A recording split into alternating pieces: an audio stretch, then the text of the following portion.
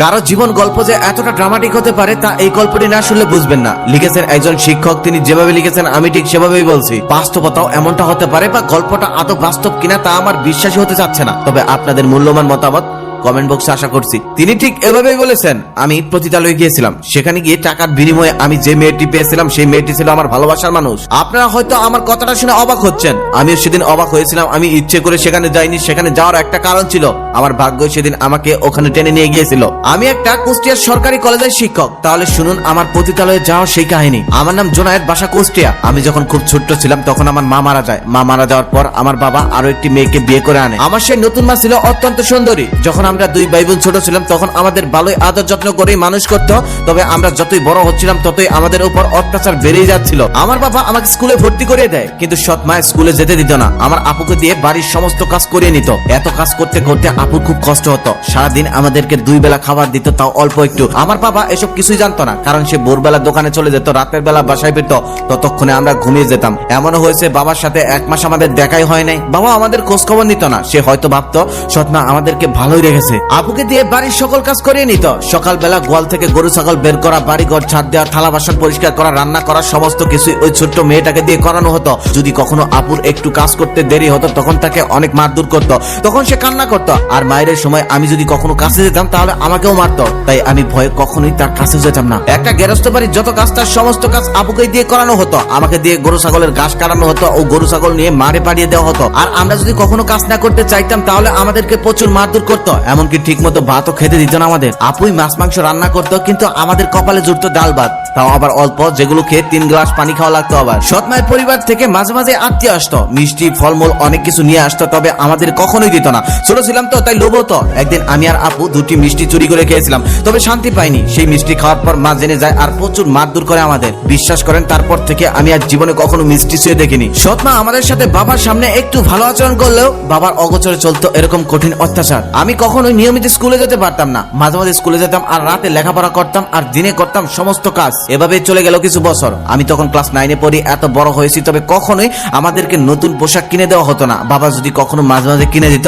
তাহলে মা সেটা নিয়ে যেত, আমাদেরকে পড়তে দিত না। আপু এত বড় হয়েছে তারপরেও কখনোই তাকে একটা ভালো পোশাক পরতে দেওয়া হতো না। সবসময় নোংরা পোশাক পরিয়ে রাখতো। আমার তখন 15 বছর বয়স, তবে 10 বছরের মধ্যে এমন একটা দিন খুঁজে পাওয়া যাবে না যেদিন আমি সৎ মায়ের হাতে মার খাইনি। আমাদের অত্যাচার আরো বেড়ে গেল যখন সৎ মায়ের ঘরে আরো একটি কন্যা সন্তান জন্ম নিল। আমাদের সেই ছোট্ট বোনটাকে আমার অনেক ভালো লাগতো, তাই চারপাশে ঘোরাঘুরি করতাম। কখনো কোলে নেওয়ার সাহস পেতাম না। একদিন সাহস করে কোলে নিয়ে একটা চুমু খেয়েছিলাম। তারপর যেই ঘটনা হয়েছিল সেটা আমি কখনোই ভুলতে পারবো না। আমার সৎ মা সেদিন আমাকে এমন জোরে থাপ্পড় মেরেছিল যার কারণে আমার একটা দাঁতই উঠে যায়। এভাবেই চলছিল আমাদের জীবন। আমাদের সেই ছোট্ট বোনটার নাম ছিল রিপা, তবে রিপাকে কখনোই আমাদের কাছে আসতে দিত না। হঠাৎ করে আমার সেই বড় আপুর একদিন বিয়ে হয়ে যায় একটা প্রাইমারি স্কুলের শিক্ষকের কাছে। আপুর বিয়ের দিন আমার মতো খুশি হয়তো আর কেউ হয়নি। আপুর বরটা মানুষ হিসেবে অনেক ভালো। আপু অনেক সুন্দর ছিল বিদায় আপু পড়াশোনা না জানা সত্ত্বেও একজন শিক্ষক হয়েও তাকে সে বিয়ে করেছে। আপু যে শ্বশুর শাশুড়ি পেয়েছে তাদেরকে শ্বশুর শাশুড়ি বললে ভুল হবে। আপু একদম বাবা মাই পেয়েছে। আপু অনেক সুখে আছে, এগুলো সৎ মায়ের সহ্য হতো না। আপুর বিয়ে হয়ে যাওয়ার পর আমার অত্যাচার আরো বেড়ে যায়। আমাকে মেয়েদের কাজগুলো এখন করতে হয়। আমি সেই সমস্ত কাজ করার সময় আমার ছোট্ট বোন রিপা যদি আমাকে হেল্প করতে আসতো তাহলে মা ওকে বকা দিত আর বলতো ওই অপরাধের কাছে কখনোই যাবি না, গেলে তোকে মেরেই ফেলবো। আমাকে আমার সৎ মা কেমন খাবার দিত রিপা তো সব জানতো। রিপা আমার সৎ বোন হলেও আমি কখনোই ওকে সৎ চোখে দেখিনি। আর রিপাও আমাকে অনেক ভালোবাসতো, কখনোই সৎ ভাই হিসেবে দেখেনি। রিপার রুম থেকে আমার রুমে আসার একটা দরজা ছিল। প্রত্যেকদিন রিপা ওর খাবার বেশি বেশি নিয়ে রুমে আসতো।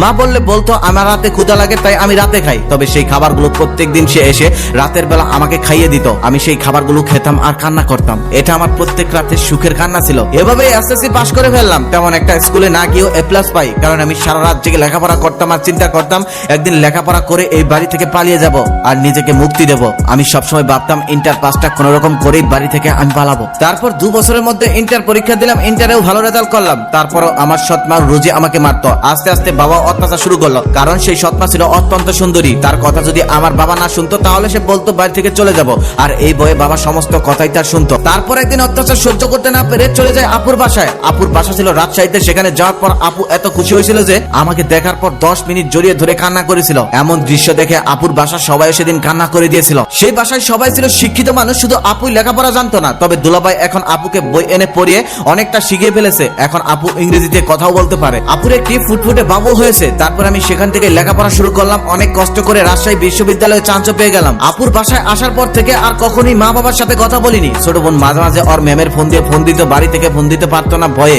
আপুর বাসার সবাইকে নিয়ে কিউট ভাগ্নিকে নিয়ে ভালোই কেটে যাচ্ছিল দিন। মনেই হচ্ছিল না তারা আপুর শ্বশুর শাশুড়ি, মনে হচ্ছিল তারা আমার আপন বাবা মা। দুলাভাই সে তো অন্য রকমের একজন মানুষ, আমার কখন কি লাগতো সে সবসময় খেয়াল রাখতো। আমি একবার একটা টিউশনি করতে চেয়েছিলাম, তবে আপুর শাশুড়ি আমাকে বলেছে আমার ছেলে কোনো টিউশনি করতে পারবে না। সেদিন আমি অনেক কান্না করেছিলাম, সে কান্না ছিল খুশির কান্না। আমার দিন ভালোই কাটছিল, দেখতে দেখতে লেখাপড়া শেষ হয়ে গেল। হঠাৎ একদিন আমার সৎমা আর বাবা আসলো আমাদের বাড়িতে, শুনলাম তারা নাকি আমাকে নেওয়ার জন্য এসেছে। আমি সেদিন যেতে চাইনি, কিন্তু ছোট বোন রিপা আর আপুর কথায় সেদিন আমার কুষ্টিয়া ফিরে যেতে হয়েছিল। বাসায় আসার পর সৎমা ভালোই ব্যবহার করতো, ভালোই খেয়াল রাখতো। এদিকে প্রত্যেকদিন আমি আপুর সাথে ফোনে কথা বলতাম। তার কিছুদিন পর বাড়ির কাছে একটা সরকারি কলেজে চাকরি পেয়ে যাই ভালো রেজাল্ট থাকার কারণে। ভালোই চলছিল দিন। এভাবে চলতে চলতে কিছুদিন পর একটা এতিম মেয়ের সাথে আমার সম্পর্ক হয়। ওর বাবা মা ছোট কালে মারা গেছে, ও মামার বাড়িতে থেকে মানুষ হয়েছে। মেয়েটার নাম হলো নিন্দা। নিন্দা আবার অনার্স থার্ড ইয়ারের পরে ওর সাথে পরিচয় হয়েছিল ওর মামার সাথেই। ওর মামা আমাদের কলেজেরই প্রফেসর। নিন্দা যদিও শ্যামলা ছিল, কিন্তু দেখতে অনেক মায়াবী। ওর দিকে একবার তাকালে চোখ ফেরানোই যায় না। নিন্দার মামা তখন বুঝে গিয়েছিল আমাদের মধ্যে কোনো সম্পর্ক আছে, তবে তিনি কোনো আপত্তি করেনি। তিনিও ঠিক করেছিলেন তিনি নাকি নিন্দাকে আমার সাথে বিয়ে দিবেন।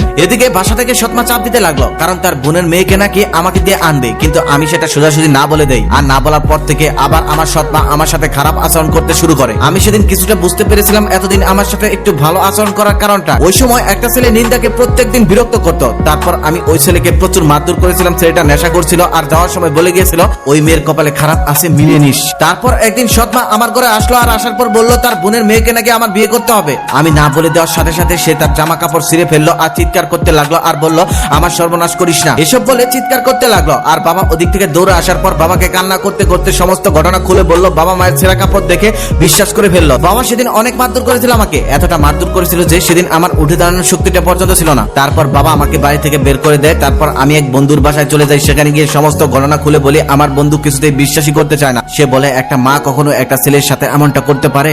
ওদিক থেকে আবার নিন্দার মামা খবর দেয় নিন্দাকে নাকি পাওয়া যাচ্ছে না। অনেক খোঁজাখুঁজি করার পরেও তাকে পাওয়া যাচ্ছে না। তখন আমি তো আরো চিন্তায় পড়ে যাই। অনেক খোঁজাখুঁজির পর জানতে পারি যে নিন্দাকে নাকি ওই ছেলেটা নিয়ে জোর করে খারাপ জায়গায় বিক্রি করে দিয়েছে। তারপর আমি সেখানে যাই, আর সেখানে গিয়ে নিন্দাকে দেখতে পাই। নিন্দাকে দেখে আমি জড়িয়ে ধরি, আর জড়িয়ে ধরার কারণে সেখানকার মানুষ কিছুটা সন্দেহ করে ফেলে। সেখানে থাকার সেই মহিলাটা তখন বলে এটা ভালোবাসার জায়গা না, যা করতে এসেছো করো আর তাড়াতাড়ি এখান থেকে চলে যাও। আমি তখন তাকে রুম থেকে বের হয়ে যেতে বলি, কিন্তু সে সন্দেহ করে ফেলে। সে বলে যা করতে হবে আমার সামনেই করো, আর যদি এদিক সেদিক করো তাহলে কিন্তু একদম পুলিশে দিয়ে দিব। নিন্দার চোখে ততক্ষণে শুধু জল ঝরছিল। ওই মহিলাটা একটু সময়ের জন্য বাইরে যায়, আর ওই সময় আমি পুলিশকে ফোন করি। পুলিশ আমার পরিচিত হয়, অতি শীঘ্রই সেখানে চলে আসে। তারপর ওই মহিলাকে আর ওই ছেলেকে গ্রেপ্তার করা হয়, আর আমিও নিন্দাকে সেখান থেকে উদ্ধার করতে সক্ষম হই। আমাদের বিয়েতে আমাদের আপুর শ্বশুর বাড়ির সবাই থাকে। পরে বাবা ওনাকে ছোট বোনের কাছ থেকে জানতে পেরেছে আসল ঘটনা জানার পর আমার সেই সৎমাকে বাবা বাড়ি থেকে বের করে দিয়েছে। বলেছে আমার বাড়িতে আর কখনোই আসবি না, তুই যা টাকা পয়সা পাস সমস্ত টাকা আমি তোর কাছে পাঠিয়ে দেবো। তারপর বাবা তার ভুলের জন্য আমার কাছে ক্ষমা চায়। অতঃপর আমরা অনেক সুখে শান্তিতে সংসার করছি সবাই মিলে।